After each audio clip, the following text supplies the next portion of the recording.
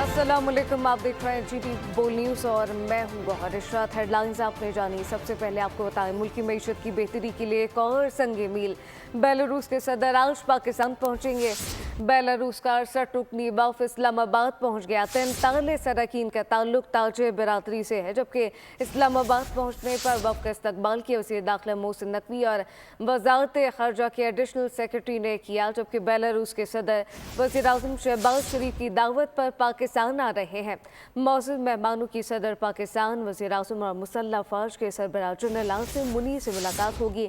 ज़रा के मुताबिक इस दौरान पाकिस्तान बेलारूस ट्रेड और दीगर रोड मैप पर दस्तखत किए जाएंगे, जबकि ज़राअत, सनअत, तिजारत, अद्वियात साजी के शोबों में 4 मुफाहमती याददाश्तों पर भी दस्तखत किए जाएंगे। इस मुतालिक आपको बताएं कि मुल्की मईशत की बेहतरी के लिए एक और संगे मील। बेलारूस के सदर आज पाकिस्तान पहुंचेंगे।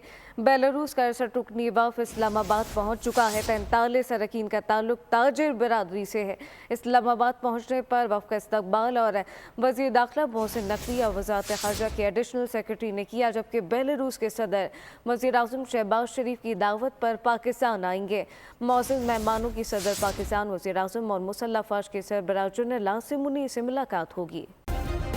सब्सक्राइब करें और बेल दबाएं ताकि कोई खबर रह न जाए।